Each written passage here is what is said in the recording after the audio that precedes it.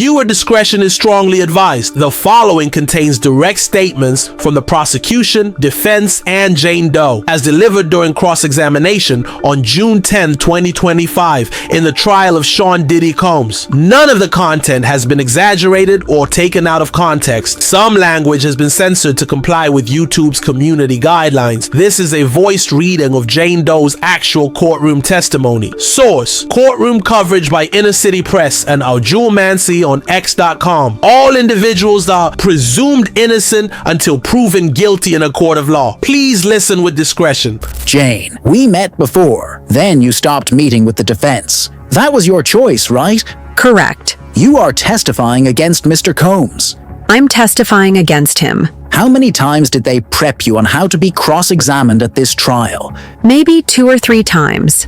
Did you bring in other prosecutors to cross-examine you? Yes. They granted you immunity at the grand jury, right? Yes. You said you had regret about some of the choices you made with Mr. Combs. If you have it, I'd love to look at it with you. You chose to participate in that lifestyle for many years, and you did not want to break up with him, right? I did not want to. You had sex with other men for years. I resent the emotional control. I was hooked from the start. There was pressure to perform these acts my lover desired. You used the word partner again and again on direct. He was your partner?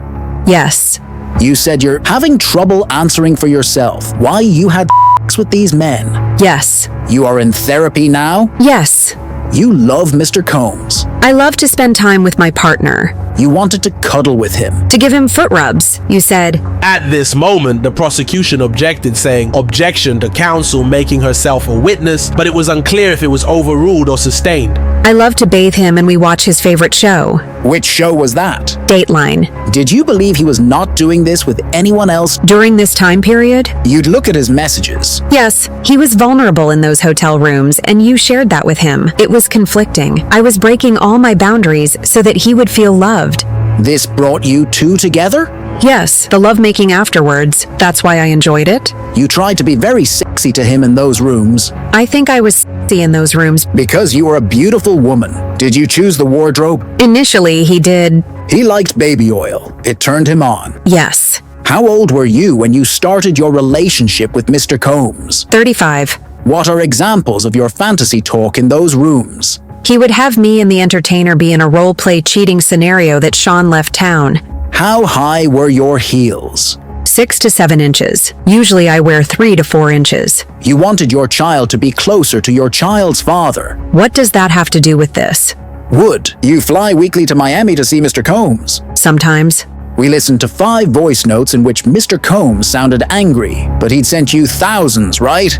Yes. Why did you feel he was larger than life, bright light? He introduced me to the gospel. He had a favorite pastor he'd watch on TV. Has that stayed with you? Yes. Do you watch that pastor today? And the prosecution objected, and it was sustained. How much did he invest in your dress line? $20,000. Why did you join OnlyFans? If I could get off it, I would. Financial need. Mr. Combs gave you money throughout the relationship in 3.5 years. Does $150,000 sound right? I would assume. You told the government you gravitate toward providers. Yes. As a woman, I like that. You called the house our house. Later, I saw it as my house. You thought it was important that his staff not know about the entertainers.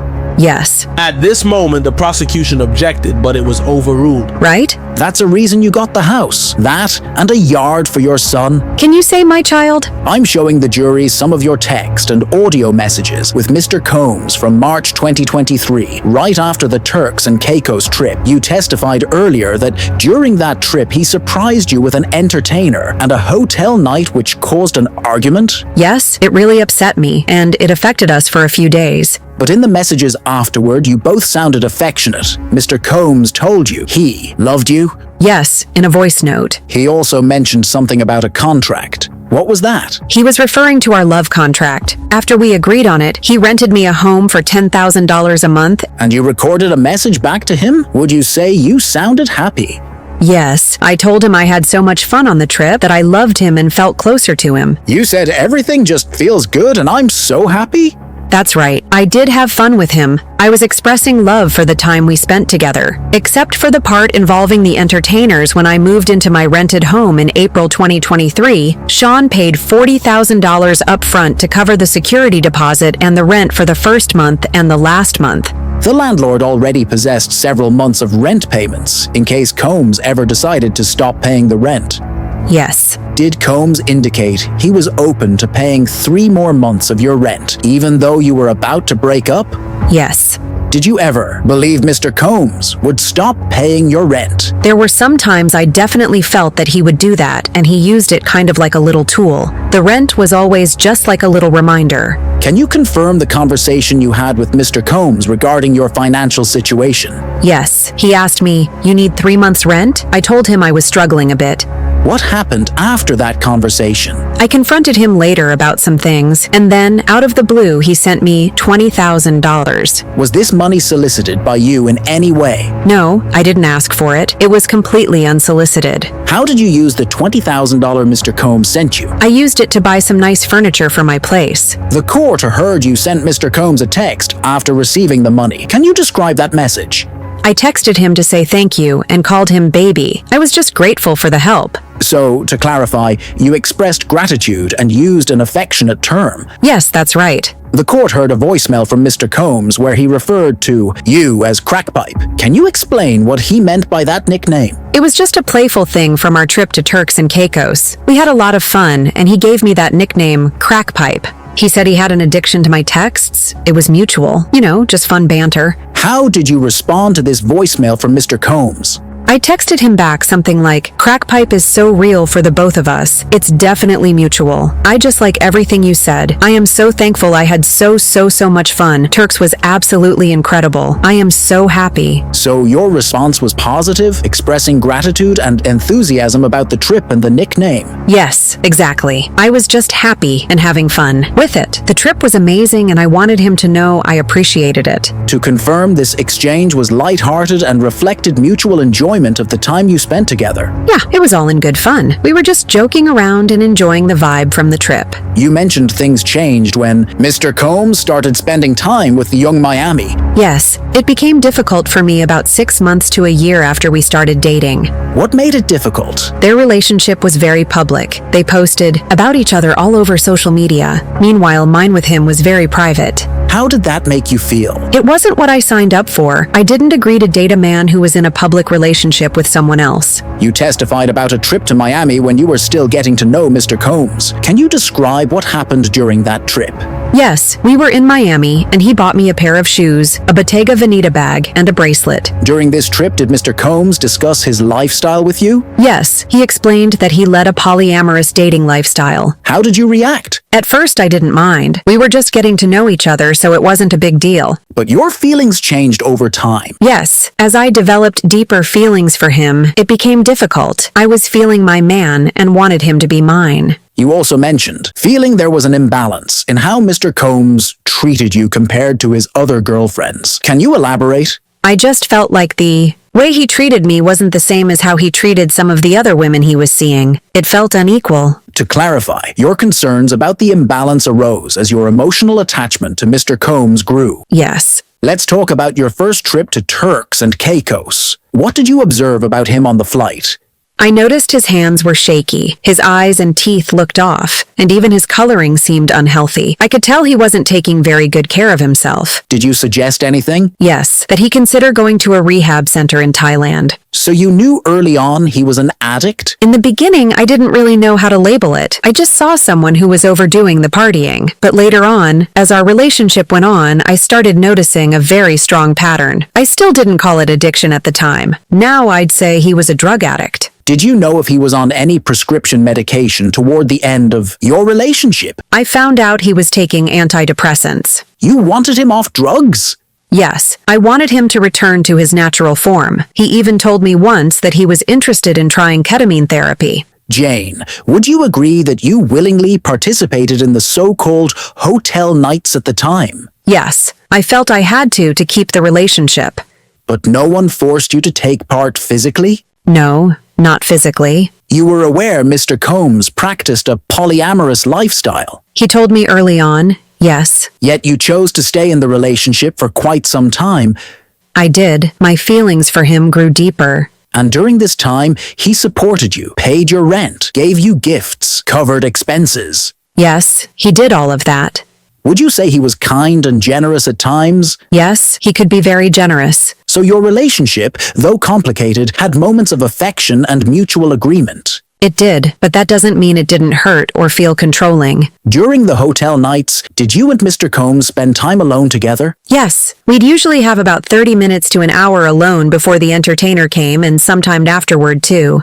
How did you feel about that alone time? I actually enjoyed it, especially when we made love. So he gave you the attention you were seeking. Yes, he gave me the affection I wanted during those nights. Was that typical of him? No, he wasn't generally that affectionate, but on those nights, he was the most affectionate. Were red lights and baby oil only used during the hotel nights? No, they weren't exclusive to those nights. Where else were they used? Were you aware the hotel nights were being filmed? He used them during our other sexual encounters, even in his private residence. And Mr. Combs told you the videos were just for the two of you. That's what he said. You put on a good show for him in these videos because you knew he would watch them again. Yes, I was okay with it. Isn't it true that you enjoyed re-watching the hotel night videos with Mr. Combs? No, I did not like that part. But you still did. It? Yes, it was just a part of the relationship, something I tolerated even if it made me uncomfortable. Let's talk about the hotel nights. What was your understanding of why Mr. Combs wanted them?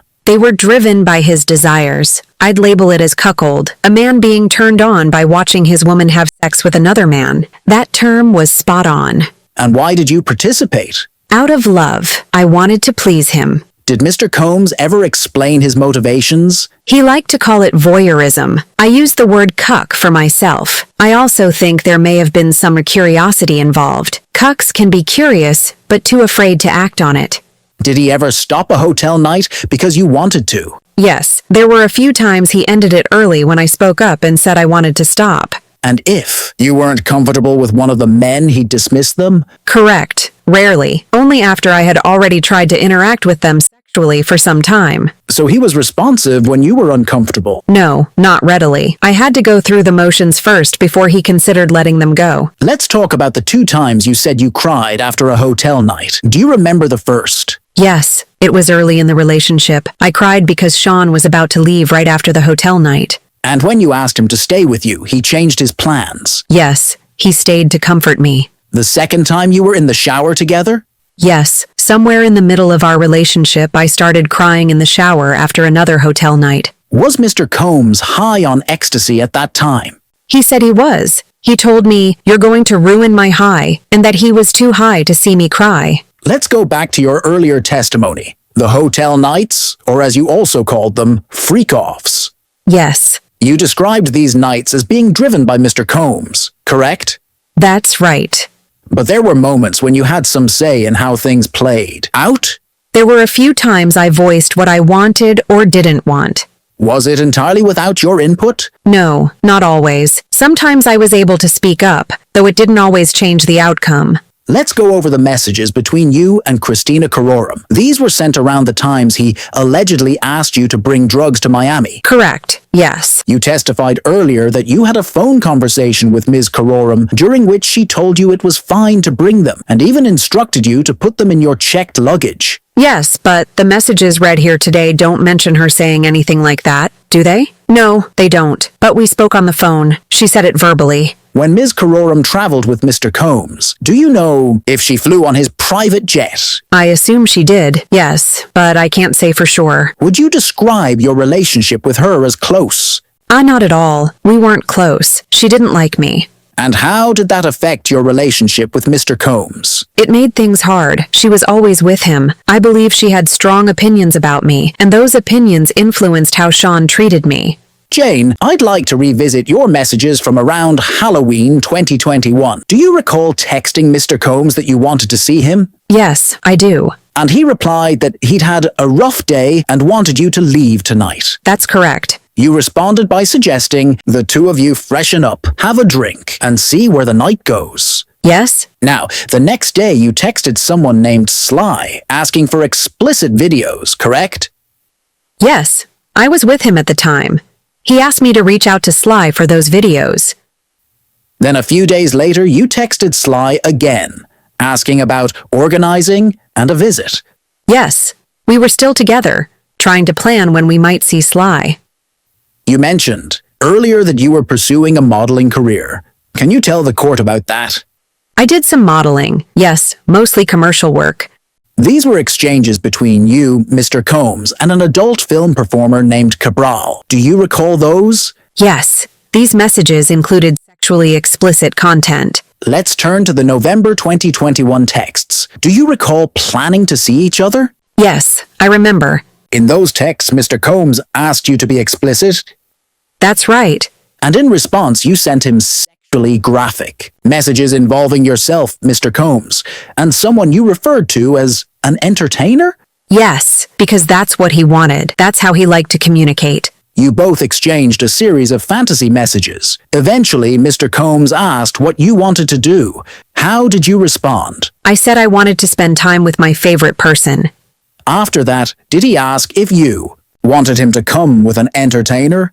Yes, I did, because that was the only option I was given, and I wanted to see the one I loved.